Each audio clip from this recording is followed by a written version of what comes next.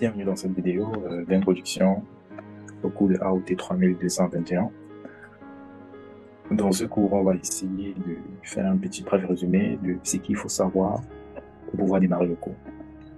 Donc, j'ai intitulé Programmation linéaire et il faut juste savoir que c'est une méthode d'optimisation mathématique qui consiste à maximiser.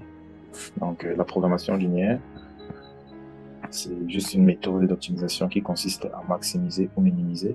Ça consiste donc à maximiser ou minimiser une fonction linéaire.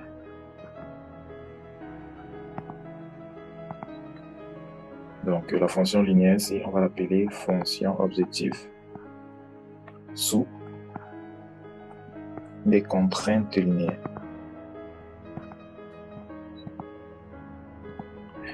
Donc, linéaire, ça veut dire que, en gros, ça veut dire qu'on n'aurait pas les exposants. Ce serait comme une fonction linéaire, peut-être à plusieurs variables. Et on applique généralement ça dans la gestion des ressources.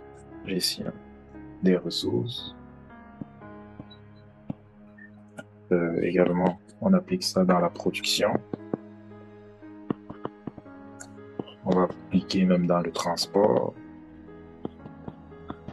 Ça touche presque tous les domaines, donc dans la finance, transport, logistique, etc. Je suppose que vous avez suivi le cours et ensemble, je vais vous montrer les secrets généralement qu'on ne vous dit pas en cours. Donc, je crois que la première étape, à chaque problème qu'on va vous donner, la première étape, on dit identifier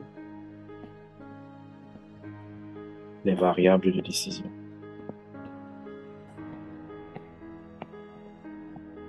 C'est quoi une variable de décision? C'est quoi une variable de décision? Donc, une variable de décision, c'est généralement ce qu'on contrôle. Vous devez vous poser la question, qu'est-ce que je cherche à déterminer? Les questions à vous poser.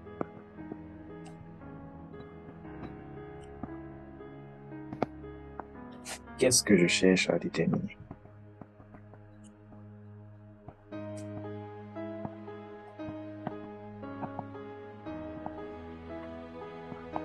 Deuxième chose, quelles sont les quantités, par exemple, à calculer?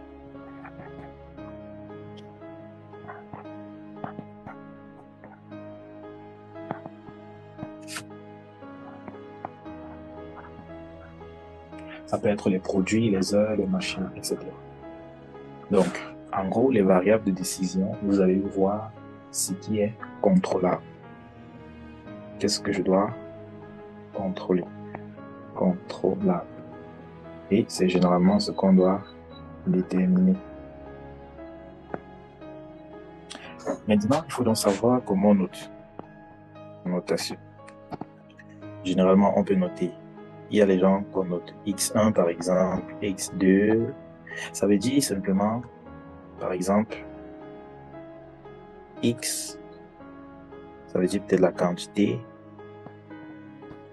Si c'est peut-être une quantité qu'on veut déterminer, X1, c'est la quantité du, par exemple, premier produit. Ça veut dire premier produit. On va appeler par exemple 1. Vous êtes libre d'appeler.